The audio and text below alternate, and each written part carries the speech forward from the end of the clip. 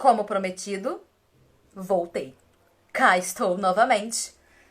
Vou esperar vocês se conectarem pra gente continuar nossa conversa. Que eu não sei vocês, mas eu tô amando.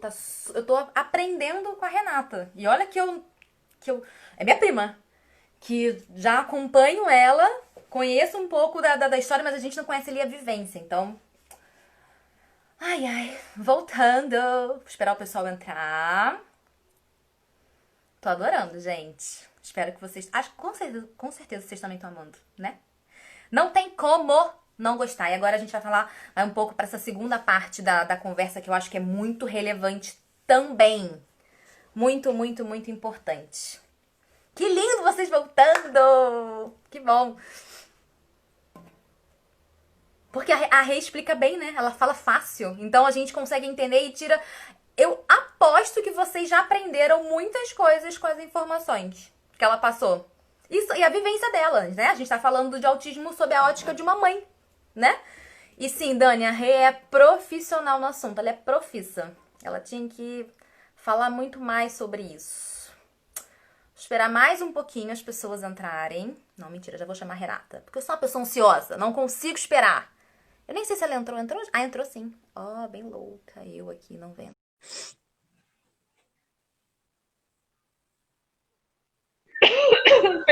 A hora que tá tossindo. É pra dar um tchan do retorno. Quer beber uma água, Rê? Quer pegar uma água? Fica tranquila, fica à vontade. A casa é tua. Eu tô com a Coca-Cola aqui do lado. Ah, é, gente. Renata não bebe água. A água dela é a coca dela. Continua assim, Rê? Bastante. Entendi. Saudável. Rê, seguinte. Ai, tô até com calor com essa conversa nossa. Vou até tirar aqui esse negócio, Lemos. Seguinte, a gente teve nossa primeira parte da conversa. Acho que você conseguiu esclarecer bastante a respeito do autismo, do TEA, gente, transtorno do espectro autista, ou seja, é algo que existem diversos níveis, é certo falar isso? Diversas formas de se apresentar, enfim. Então, a Rê passou um pouquinho dessa experiência para a gente, de como foi o diagnóstico, de como ela percebeu e ela pesquisou antes mesmo do próprio pediatra ter algum sinal disso. Então, é muito importante a gente estar sempre tipo, observando a criança e entender a criança e entender que muitas vezes não é manha, não é preguiça, não é mimo, não é filho único. Então, acho legal a gente trazer essa ideia e deixar essa ideia aqui, porque realmente existem disfunções, existem atrasos que são justificáveis e a gente tem que sempre, enfim, pesquisar aí a fundo nisso. Mas agora vamos falar do Rafinha. Um meninão, um mocinho, não é nem uma criança, é um mocinho. É... eu queria, Rê, que você contasse um pouquinho pra gente de como é o Rafinha hoje na escola. Como foi esse processo? Evoluiu, não evoluiu? Como é o Rafinha hoje tendo a educação? Ele frequenta uma escola com crianças típicas? Enfim, explica um pouco pra gente a relação Rafinha-escola.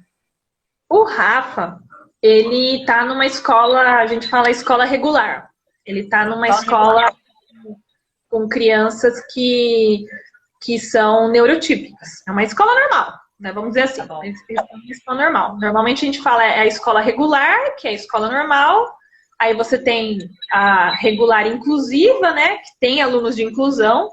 E você tem a escola especial, que aí são escolas que são mais para crianças que têm qualquer tipo de deficiência. Não é só autismo, pode ser todas as deficiências juntas. É um monte de deficiência. O caso do Rafa, o Rafa ele está numa escola regular, que é inclusiva, né? E antes dessa live aqui, eu estava numa reunião com a escola que durou mais ou menos umas 3 horas para falar que a gente estava definindo quais que iam ser os objetivos acadêmicos do Rafa nesse trimestre agora, até setembro, né? O processo de escolarização do Rafa, ele foi assim, em partes ele foi bom, em outras partes ele foi ruim. A gente começou primeiro com ele entrando na creche da prefeitura aqui de São Paulo. Era uma creche, a gente fala, eles não gostam que falem mais creche, eles gostam que falem SEI, né, que é Centro de Educação Infantil. Muito boa, acolhedora, mas que algumas coisas deixavam a desejar, no sentido do acompanhante do Rafael, porque a escola pública, né, elas têm núcleos de inclusão, né, eles chamam de, agora eu estou falando de São Paulo capital, porque interior, as cidades aqui do ABC é um pouco diferente. Mas aqui na capital, eles têm o Cefai, que é o centro que toma conta dessas crianças de inclusão. Eles mapeiam, né, essas crianças de inclusão e eles levam um profissional lá para ver essa criança e ver se ela precisa de algum cuidador, se ela precisa de algum tipo de adaptação, esse tipo de coisa. Aí também é uma questão um pouco complicada de dar um geral, porque depende das regiões. Tem regiões aqui, porque é uma cidade gigantesca, né? O sistema público de ensino, ele não é homogêneo. Ele fala que ele é homogêneo, mas ele não é, porque depende também de cada gestor da escola, né? A escola que o Rafa estava tinha uma gestão muito boa, uma gestão muito legal, pais muito engajados, o conselho escolar da escola muito legal. Então era uma escola que, embora o Rafa não tivesse um acompanhante com ele tinha, a escola conseguia suprir essa falta de acompanhante. Mas ele, na época, tinha 2 anos de idade, então não era assim, oh meu Deus, sabe? No caso dele, não precisava para o ensino infantil ali no momento, ele não precisava de tanto acompanhamento, né? E o Cefai, no caso, eu tive vários problemas com o Cefai, porque eu queria um acompanhante para o Rafael, eu sabia que isso aí era direito dele, só que o pessoal do Cefai interpretava que como o Rafael andava, como o Rafael não fazia, ele não tinha nenhuma dificuldade locomotora, né? Ele não era cadeirante, nem nada do tipo, então ele não precisava de ninguém para acompanhar, né? Me falaram umas coisas meio horríveis nesse processo. Eu estou falando de um jeito bonitinho que eles me falaram, mas na verdade a forma como eles falaram foi muito ruim. E eu nutro um ódio do Cefai até hoje por causa disso, porque depois a relação só foi piorando, né? Mas, naquele momento, a escola pública dava conta do que o Rafael precisava, por conta dos profissionais da escola pública, daquela escola, né? Entendi. Ele ficou nessa escola dos 2 até os 4 anos. Quando ele fez 4, ele foi para a EMEI. Quando ele foi para a EMEI, aí já foi novos problemas. Porque aí o problema não era só meu com a instância superior, que era o Cefai. Porque aí o Rafael precisava de um acompanhante. Mas precisava mesmo. Era uma sala com 28 crianças. E o Rafael, 28. Uma sala assim, do tamanho aqui da sala da minha casa, com 28 crianças. E uma professora. A escola tinha, vários profissionais da escola tinham se aposentado. Então, eles não tinham aqueles que eles chamam de volante, que é auxiliar da sala. Quando o Rafa estava na creche, cada sala tinha... Eu tô olhando. Oiê! Vai cair? O dente vai cair? Então come a maçã, que daí o dente cai mais fácil. O dente dele tá caindo e ele tá incomodadíssimo com isso. Tem a fase do dente mole, tá certíssimo. Quando ele estava no SEI, a gente conseguia suprir essa parte essa ausência da acompanhante, E eu tô falando com termos assim, não tô falando com a nomenclatura certa, tá? Porque o que a gente chama de AT, que é a acompanhante terapêutica, a escola pública tem outros nomes. Tem o auxiliar de sala, o ABDE, o auxiliar de ABD, o cuidador, eles dão um monte de nomenclatura, é até complicado conversar às vezes com eles, porque às vezes você tá falando a mesma coisa, mas eles falam uma outra nomenclatura e você fica meio confuso. Então eu tô falando em termos gerais, tá? A gente conseguia, na creche, a gente conseguia suprir essa falta do acompanhante. Que foi? Vai cair. Você vai puxar, vai cair, vai doer. Come a maçã. Come a maçã. Força. Vai cair o dente dele na live. É o primeiro dente? Não, já caíram 4. Teve um que ele já foi arrancando os dentinhos. Desmontando. Aí enfim, lá na creche, a escola, como era uma creche que tinha uma gestão muito boa, ela era muito bem visada, aquela creche, sabe? Ela era a creche que ganhou prêmio do MEC, um monte de coisa. Cada sala tinha uma auxiliar de sala.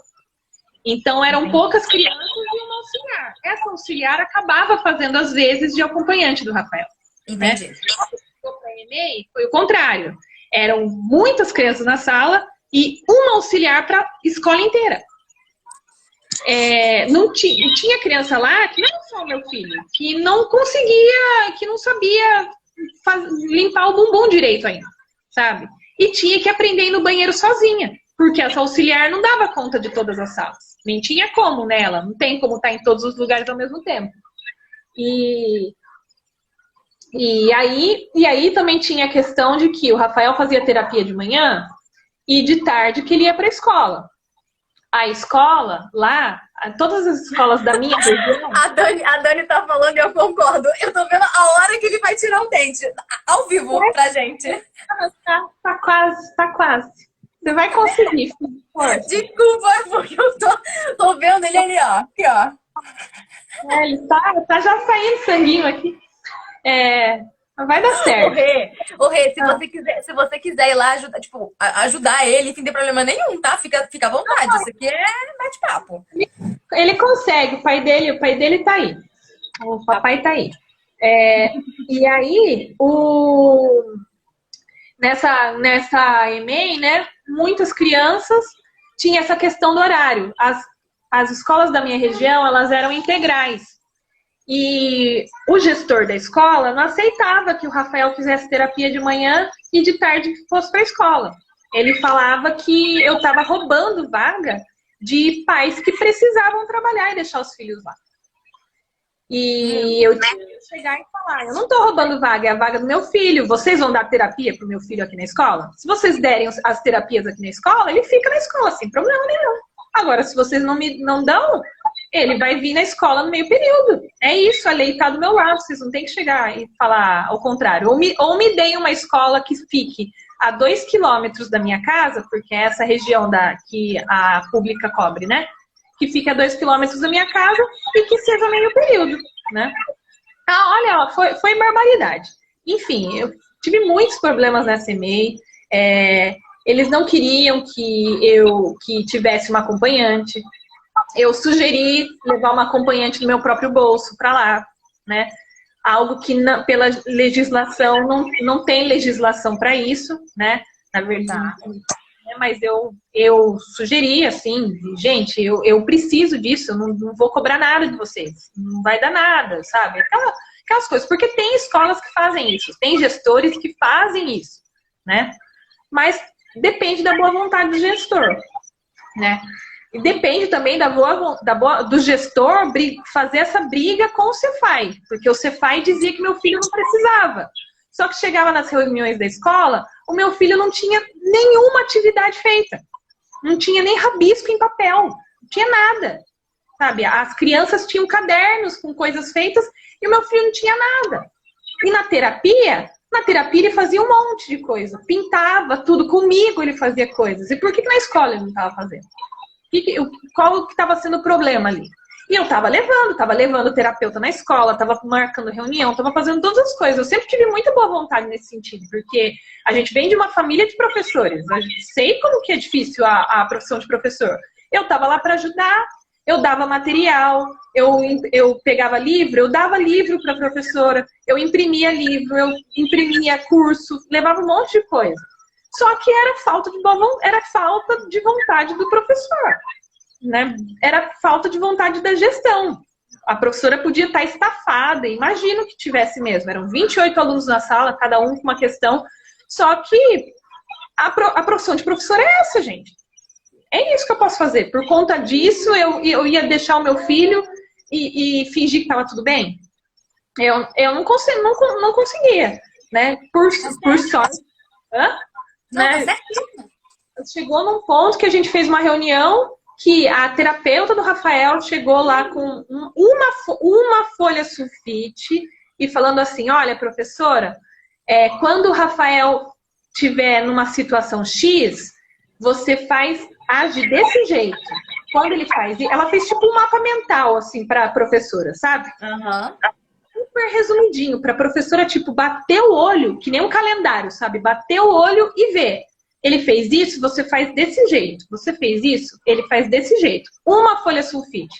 E a terapeuta falou, você pega isso, você deixa isso na sala de aula para você bater o olho e saber como agir. Ela, sim, tá bom, eu vou deixar na pasta do Rafael.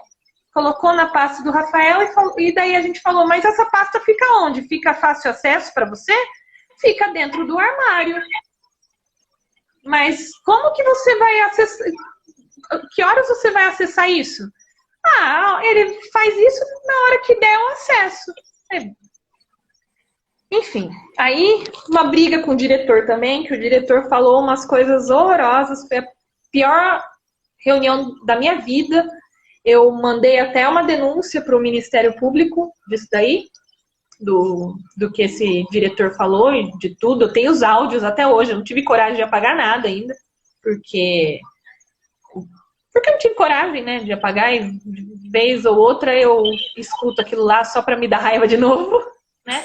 Fiquei com raiva, tirei do e-mail e daí levei para... Achei uma escola pública por indicação de um grupo de mães que a gente tem aqui, tem em São Paulo, tem no interior, pro interior de São Paulo também, é um grupo de WhatsApp chamado Té Apoio, né? E fui lá no grupo, pedi indicação de plano, achei uma indicação, uma amiga minha indicou uma escola perto de casa, que dava pro meu bolso, e ela falou, olha, a escola é inclusiva, eles não dão AT, porque pela lei a escola deveria prover a AT, né? Mas não é isso que acontece na prática, né? Tem escola que provê a AT, mas não deixa essa AT ter comunicação nem com os pais, nem com a equipe de terapeutas, por exemplo, né? Então, fica meio que naquela, sabe? Você tem que ver o que se ajusta para o que você quer. Eu queria uma escola que aceitasse os meus pitacos. Eu queria uma escola que aceitasse o meu filho e que ela aceitasse que eu levasse a pessoa que eu queria e que os terapeutas pudessem entrar lá quando fosse para observar. Aí eu achei essa escola, levei lá e deu certo. Tem ajustes que a gente faz? Tem um monte de ajustes que a gente faz, né? Tá sempre, eu dou muitos pitacos para a escola, levo muitas coisas para a escola. Não é barato, não é uma coisa barata, porque você, além da escola, você gasta com a terapia e você gasta ainda com a pessoa que auxilia a criança na sala, né? Com o AT, né? Então você acaba pagando bastante por isso daí. Só que era algo, tá no modelo que eu queria. Sim. Tá naquilo que eu queria.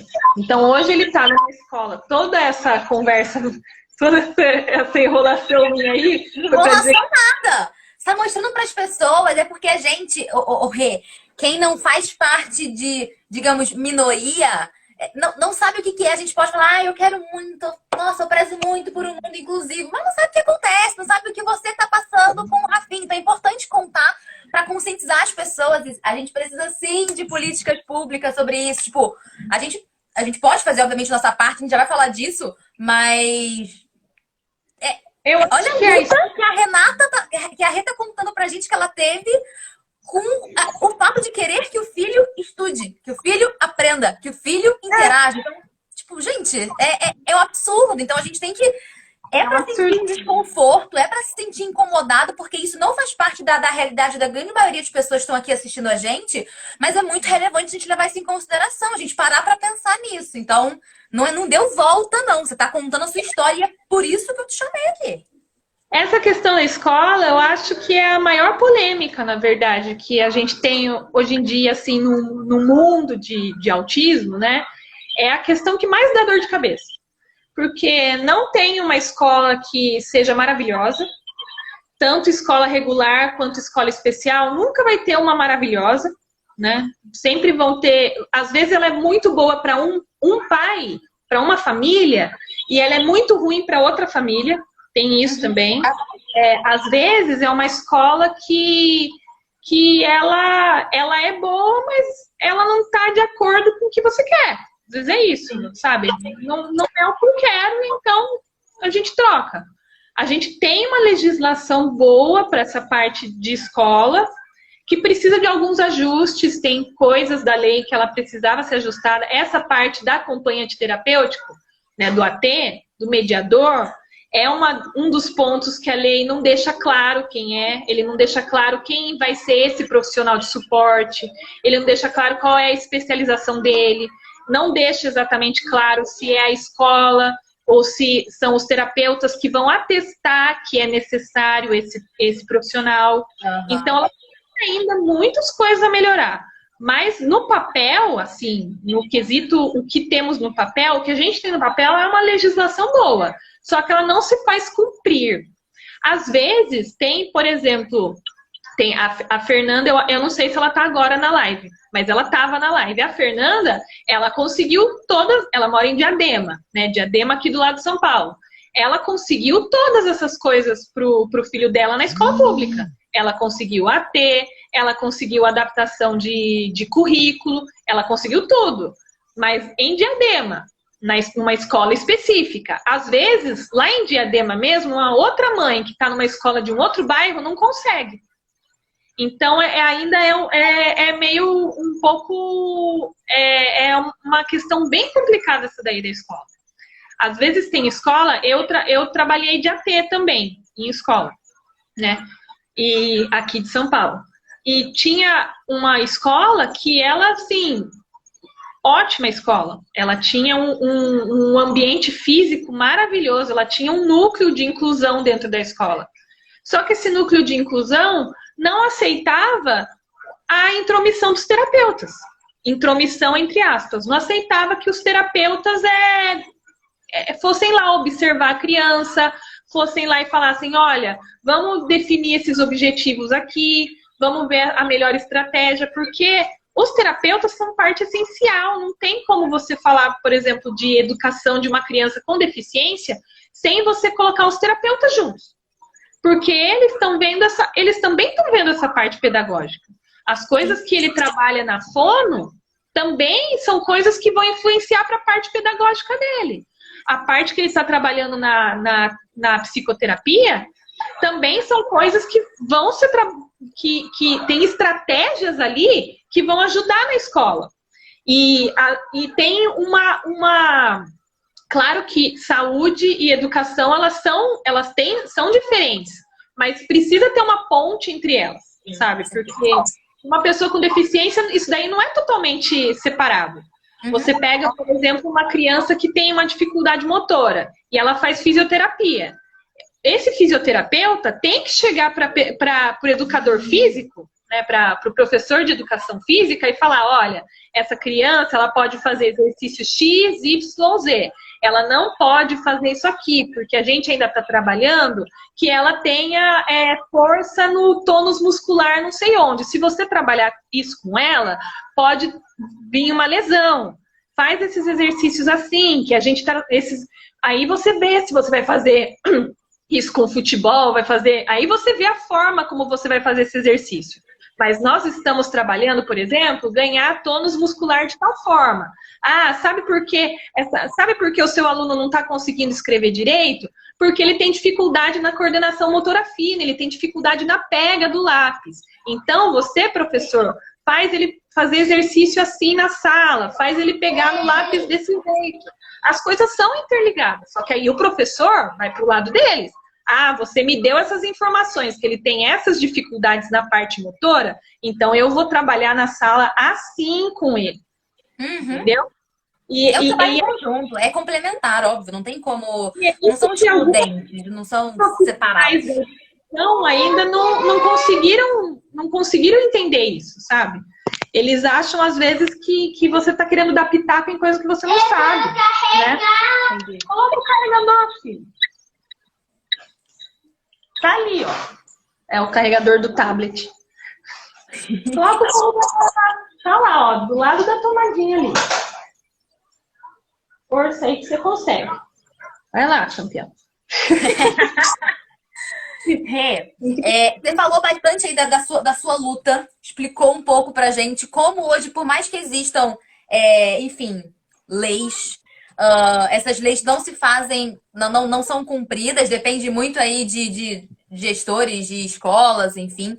Então, gente, vamos lá. Se existe essa falta de pensamento no deficiente por parte dos adultos, dos gestores, das pessoas que deveriam realmente pensar nisso, quem dirá as crianças, enfim, rapidão, já vou voltar no assunto que eu quero, que eu fui ler a pergunta da André e me confundi, me embaralhei toda, peraí.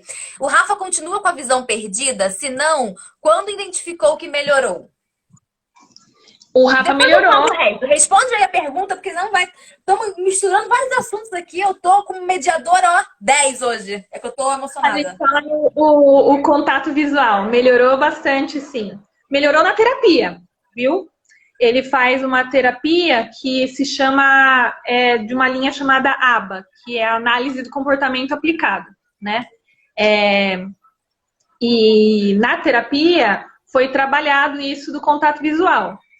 É uma terapia que ela vai avaliar a criança, né? O analista do comportamento vai avaliar a criança, tudo mais, e vai criar um currículo específico para a criança de habilidades que ela precisa ter e como vão ser trabalhadas essas habilidades. Uma das primeiríssimas coisas que o Rafael trabalhou foi isso do contato visual. Aí ele tinha lá, uma das metas dele a primeira meta era manter o contato visual por mais de 2 segundos. Depois manter o contato visual por mais de 5 segundos. E assim vai. E nós pais também, a gente recebia orientação de, olha, quando você você quer que... Quando ele pedir alguma coisa para você, não dá direto para ele. Faz assim, entendeu? Vou pegar aqui a tesoura. Faz assim, coloca aqui no meio do seu rosto. Porque aí ele vai olhar, ele quer essa tesoura, ele tá querendo essa tesoura. Ah, você quer a tesoura? Coloca aqui, em vez de dar. Ah, vou te dar a tesoura. Pega a tesoura então. Porque aí ele vai olhar para esse foco aqui onde tá o que eu quero. E daí você dá para ele. Ou de fazer, por exemplo, outras coisas que a gente fazia para treinar ele, para ele olhar. Colocar um adesivo aqui na ponta do nariz. Uhum. Colocar um esquisito, sabe? Pintar o olho de alguma cor estranha. Porque daí ele olhava para onde a gente queria que ele olhasse, pro olho, né? Tivesse o foco aqui. Porque se ele não tem contato visual, não tem como ele aprender um monte de coisa. Como é que ele vai aprender a imitar se ele não tem contato visual? Né? Como é que ele vai aprender a prestar atenção no que a outra pessoa está falando se ele não tem contato visual? Né? Então, como é que ele vai conseguir aprender o que são emoções se ele não está tendo contato visual? Então, essa é uma das primeiríssimas coisas que se trabalha. Quando você pega um contato visual bem pobre. Assim, você trabalha e está sempre trabalhando, está sempre fazendo a mesma coisa. Porque não é porque você você trabalhou e vai parar de trabalhar isso, entendeu? Você vai trabalhando nisso constantemente. Sua mãe tá pedindo pra você falar do progresso do Rafinha. Essa é a avó mais coruja que existe, senhoras e senhores. Essa é coruja mesmo, hein? É a vovó coruja. Inclusive, eu dava. A gente tinha altas brigas por conta da corujice. Porque. É porque quando você pega uma criança que ela tem atrasos, tem certas práticas nossas que precisam mudar, né? Tem certas coisas que você precisa ser um pouco mais assim, não vou dizer dura, mas você precisa ter mais limites para essa criança evoluir, né? Uhum. Por exemplo, no caso do Rafael, né? Por que hoje isso deu eu estar aqui falando com vocês e ele tá fazendo ali o negócio dele, sabe? Isso é algo que a gente precisa trabalhar. A gente precisa trabalhar com todas as crianças. Isso, sim, né? A autonomia. Mas quando é uma criança com deficiência, você precisa trabalhar um pouquinho mais.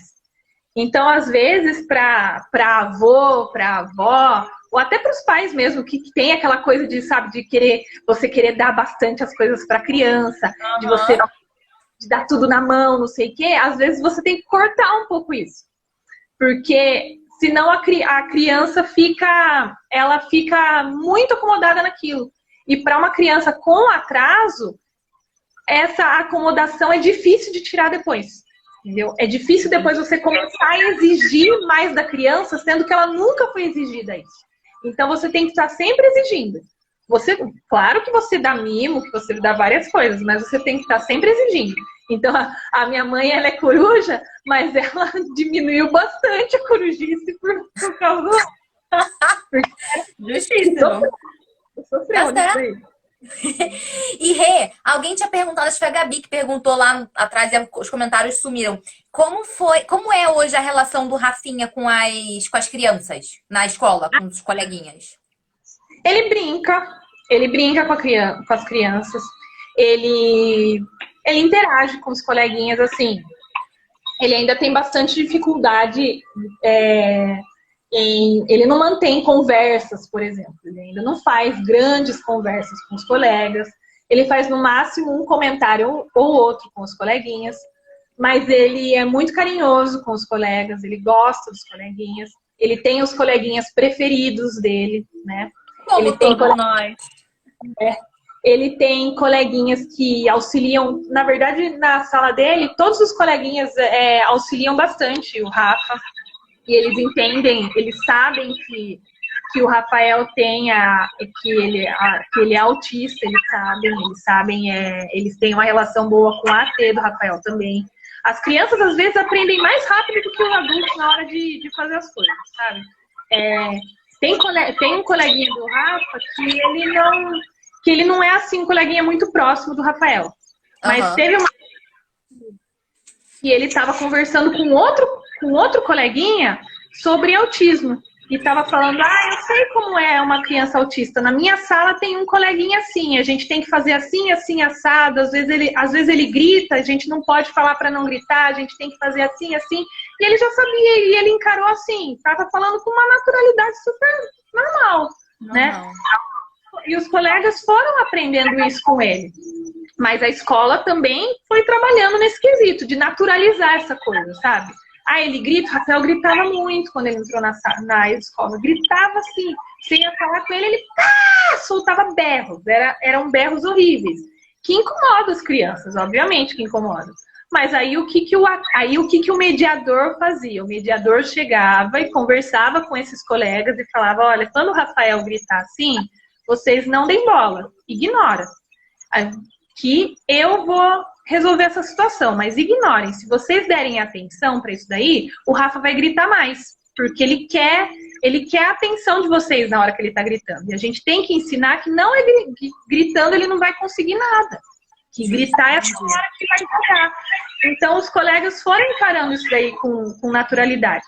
e foram se adaptando ao Rafael. Ele não pode ser assim que ele interage de um jeito que uma criança da idade dele interagiria.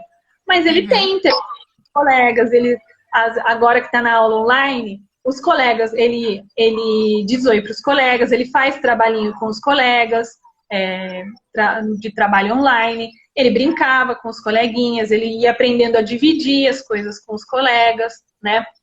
Participava em grupos com os coleguinhas.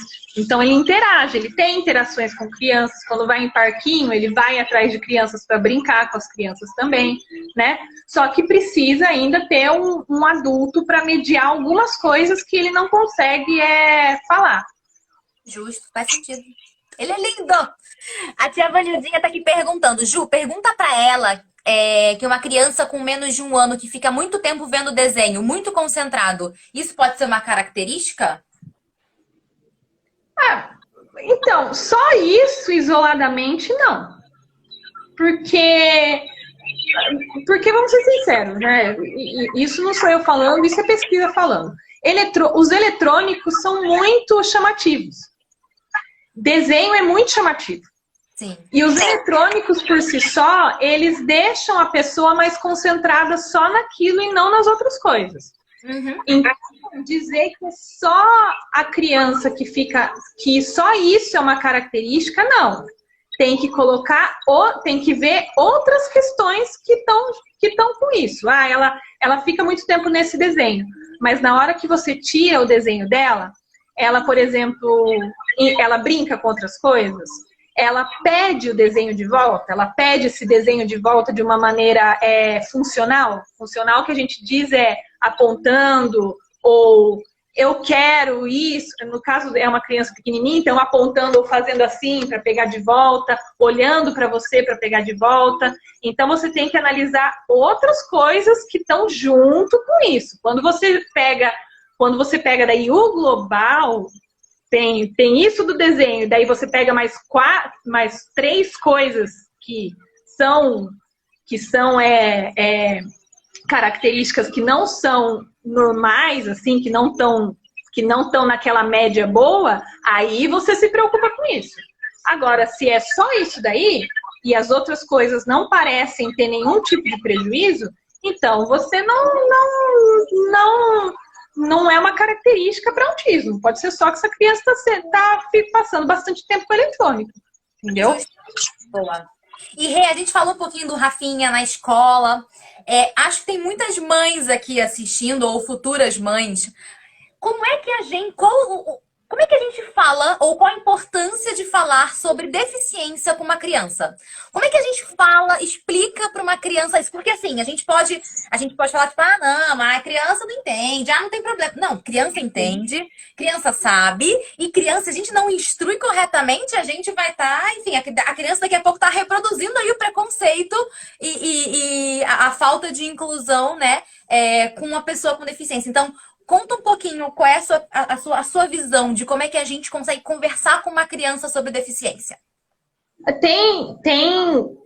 Hoje em dia a gente vive até numa época boa, porque tem bastante livrinhos que falam sobre isso, sobre deficiência para crianças, né? Tem o primeiro que eu lembrei de cabeça foi o Meu Amigo Faizi, que é da Andrea Werner, que é do Lagarta Vira-Pupa, né?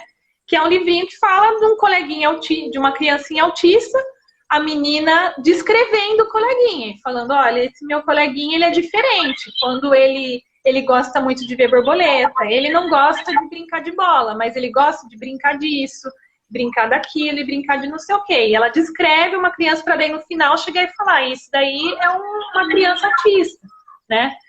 O meu coleguinha é autista, mas ele é só diferente, né? Acho que você tem que explicar. Você às vezes não precisa chegar e nomear para a criança. Essa criança ela é deficiente. O seu coleguinha ali ele tem uma deficiência. O que você tem que chegar para a criança e falar? Olha, ele é diferente. Ele é diferente de você. Todo mundo tem coisas que são boas e tem coisas que são ruins. Ele não é bom naquilo. Ele às vezes ele está aprendendo a falar. Né? Eu falava muito isso para os coleguinhas do Rafa, quando eles vinham assim, mãe, o Rafa não fala. Deu, ele está aprendendo a falar, né? Mas por que ele não fala? Deu, olha, porque ele tem dificuldade ainda para falar. Mas se você ajudar ele a falar, se você falar bastante com ele vai aprender a falar uma hora. Ele vai conseguir saber falar, né? Às vezes vinha a coleguinha dele e falava assim, nossa, o Rafa grita muito na sala, por que ele grita?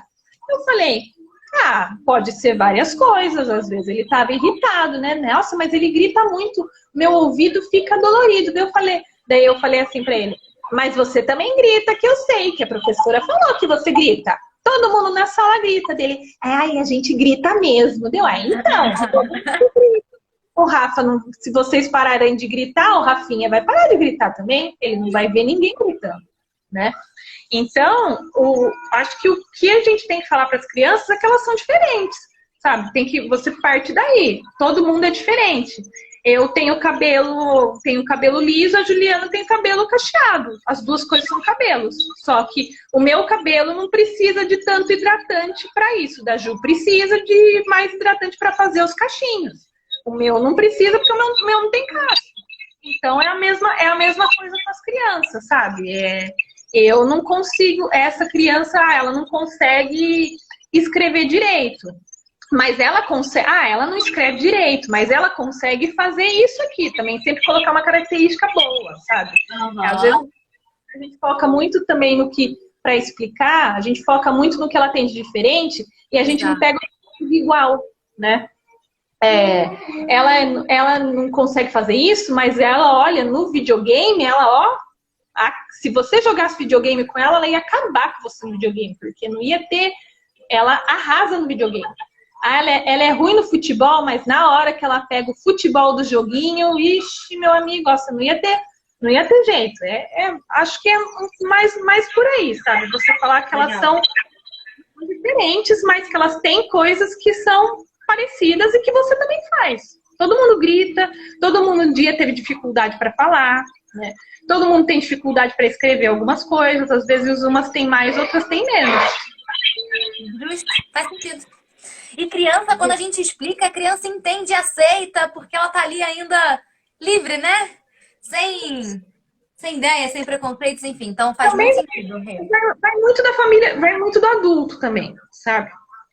Porque às vezes também não adianta a gente pegar e colocar a criança e colocar a criança num meio que promove a inclusão, se na sua casa, se na casa dessa criança não tem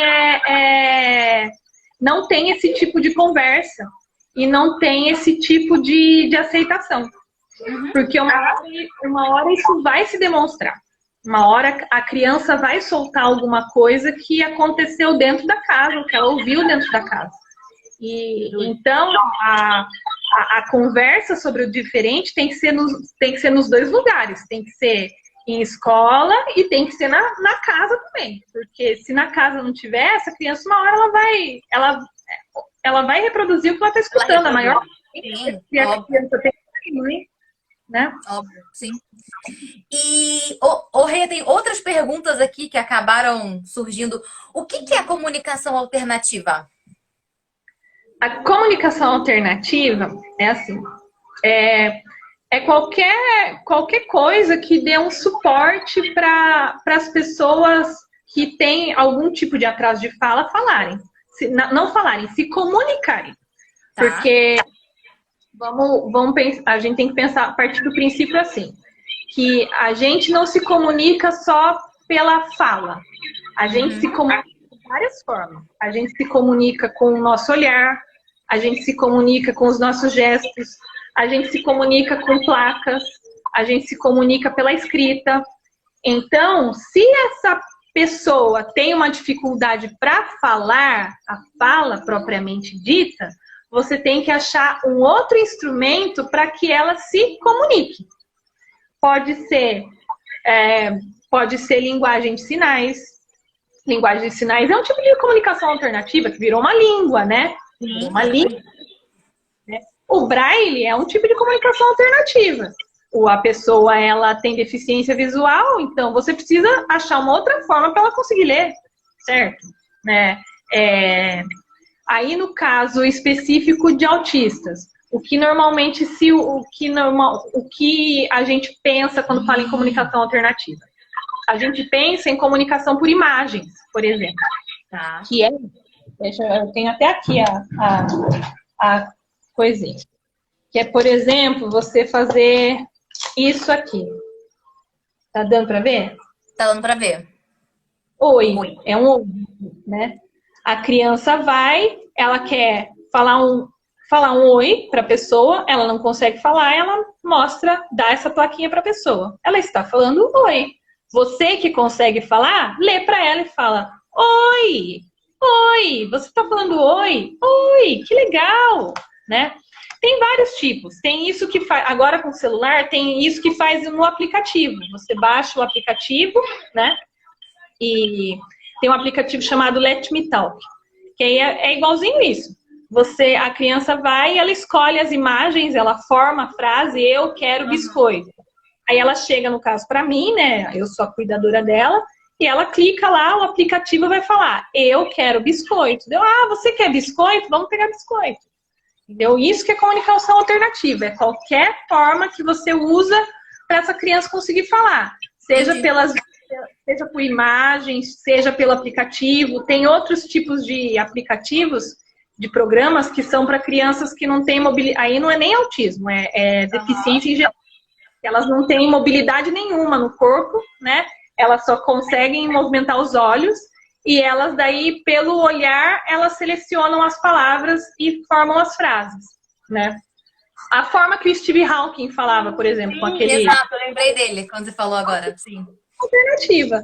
Então, é qualquer tipo de tecnologia, seja de baixa tecnologia, que a gente fala, que é as plaquinhas, né, igual essa que eu mostrei, ou de alta tecnologia, igual do Steve Hawking, né, ou a de olhos, né, que ajudem essa pessoa a se comunicar, sem ser pela fala propriamente dita. Né? Façam ela se comunicar de alguma forma. Aí você tem um monte de coisa. Um famoso entre os autistas é o PECS, que é o sistema de troca de imagens, que é esse aqui que eu mostrei. Normalmente é uma pastinha assim, que aí tem aqui opa, espera, saiu uma coisinha. Tem aqui a pastinha, né? E aí a criança, ela forma aqui ela forma coisa e entrega e apoia. Entendeu? E o Rafinha usa hoje? Ele agora usa, mas não todo o tempo. Ele usa de uma forma diferente, porque ele já consegue falar, ele já consegue formar frases e tudo mais. Ele usa para conseguir organizar essas frases. Porque o que acontece é que às vezes a pessoa, como é uma dificuldade de comunicação, às vezes a pessoa consegue falar, mas ela não consegue estruturar a frase. Uhum. Ou às vezes ela fala uma coisa e está querendo dizer outra. Por exemplo, o Rafa, ele tem uma mania agora que ele chega para mim, eu tô aqui sentada, aí ele chega para mim e fala, mamãe levantar. Ele está querendo dizer, mamãe, levanta. Eu quero que a mamãe levante. Só que ele não consegue formar essa frase.